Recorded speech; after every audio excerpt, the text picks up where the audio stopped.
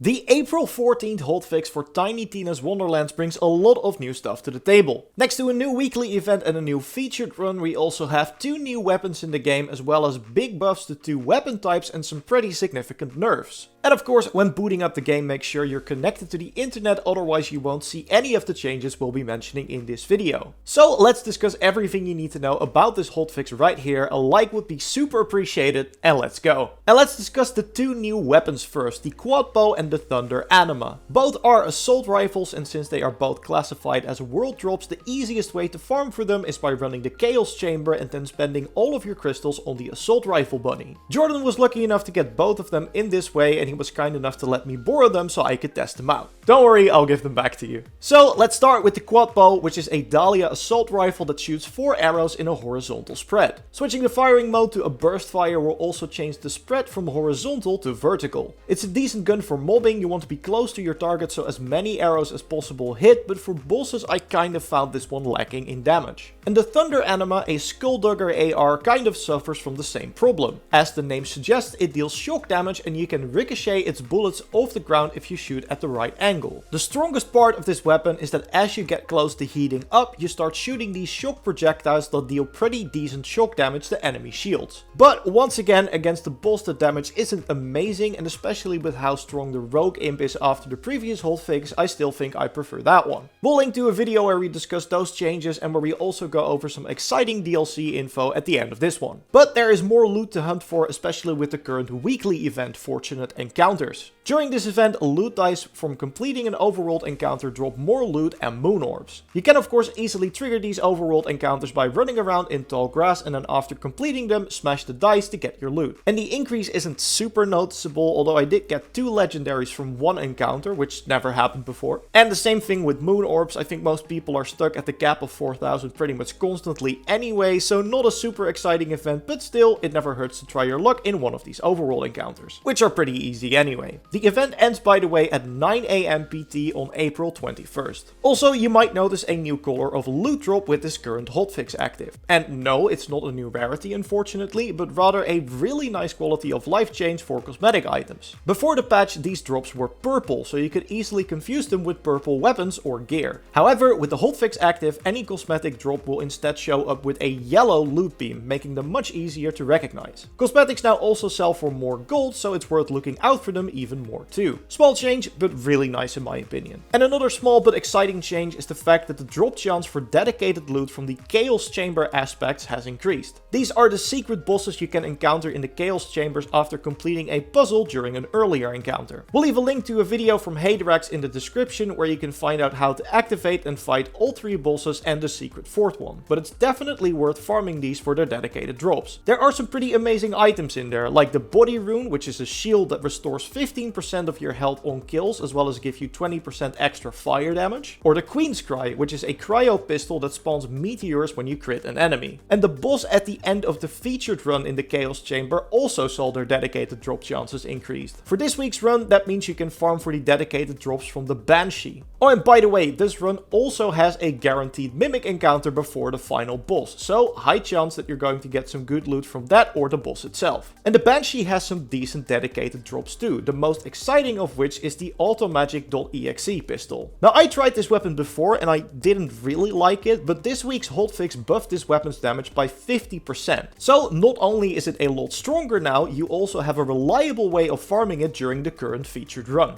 But there are a lot more balance changes in this hotfix. The biggest of them, a lot of us probably saw coming, is to the liquid cooling. According to the Hotfix Notes, there was an issue with how the damage was being calculated for this weapon, which is now fixed. And yeah, you immediately see this as my liquid cooling dropped from 730 to 248 damage, so it's now roughly at a third of the damage it had before the hotfix. Another fan favorite pistol that received a huge nerf is the Masterwork Handbow, who had both its damage and crit damage significantly nerfed. Mine went from 2515 to 1740 damage and from 60 to 30% crit damage, so while the unique perk on this weapon still makes it pretty powerful, it's nowhere near as strong as it used to be. And the same goes for the Ruby Spite, which was a great Dahlia pistol that rewarded you for constantly killing enemies, as that triggered the weapon's unique perk. Thanks to a nerf in damage of about 30%, keeping a killing streak with this weapon going has become a lot harder, which definitely means it's less powerful overall. There's some smaller nerfs too, like to the Catatumbo and the Queen's Cry, but yeah, overall the liquid cooling is definitely the biggest loser of this hotfix. Luckily, it's not just nerfs, as next to the one we already mentioned, 2 other pistols have also received a buff. The Gluttony pistol has seen a decent increase in its damage, as mine went from 581 to 670, and the fish shooting torque pistol, the Message, has seen his reload speed cut in half, so it's not all bad news. In fact, there's a lot of good news in the hotfix as well, starting with sniper rifles, who had their damage increased by 20% across the board, which is a step in the right direction for a pretty underused weapon type. Although, I have to admit, even after the hotfix, I still don't really like using sniper rifles in this game, neither for mobbing or for boss farming. Next to that, all magic poison SMGs have had a significant change in the way their damage works. These used to shoot a beam at a target that ramped up in damage over time, but now they instantly deal their maximum amount of damage. This is also why the damage in the item card is changed, as it now lists the weapon's maximum damage and no longer the minimum before the build-up, as build-up no longer exists. This does make the weapon type a lot more useful, but it's not as big of a jump up in power as the new damage number might lead you to believe. There's also a lot to talk about regarding spells. We have a lot of change notes regarding the magic barrage spell. The damage has been buffed for all variants, and specific prefixes have seen their damage numbers increased even more or have had their cooldowns reduced. To give you an example, my overwhelming magic barrage went from 90 to 167 times 7, so a really significant increase.